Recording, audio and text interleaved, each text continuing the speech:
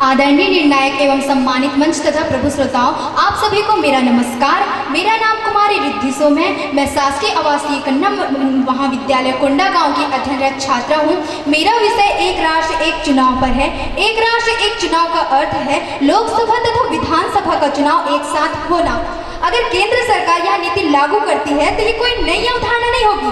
सन 1952, 1957, 1962 तथा 1967 में भी लोकसभा तथा विधानसभा के चुनाव एक साथ हुए हैं। प्रधानमंत्री नरेंद्र मोदी जी का कहना है कि एक राष्ट्र एक चुनाव सिर्फ चर्चा का विषय नहीं बल्कि भारत की जरूरत है। इसका उद्देश्य चुनावी प्रक्रिया को सरल, संवैधानिक तथा कम खर्चीला बनाना है।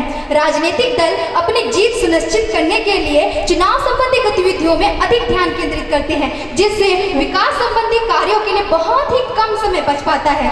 अगर चुनाव एक साथ हो तो आचार संहिता कुछ ही समय के लिए लागू होगी, जिससे विकास संबंधी कार्य निर्बाध पूरा किया जा सकेगा। देश की भ्रष्टाचार में कमी होगी, जन भागीदारी में वृद्धि हो पाएगी।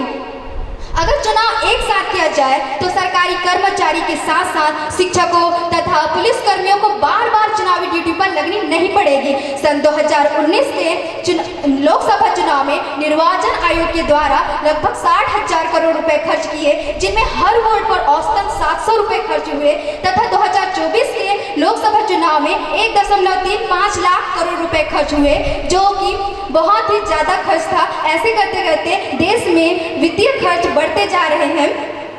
अगर एक साथ चुनाव किया जाए तो चुनाव संबंधी जुड़े वित्तीय खर्च को कमी किया जा सकता है। यह चुनाव मानव शक्ति, उपकरण तथा सुरक्षा संबंधी व्यय को घटाता है।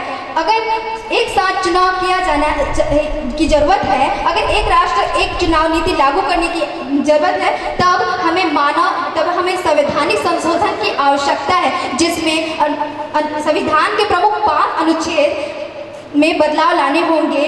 अनुच्छेद 83, अनुच्छेद 85, अनुच्छेद 172, अनुच्छेद 174 तथा अनुच्छेद 356।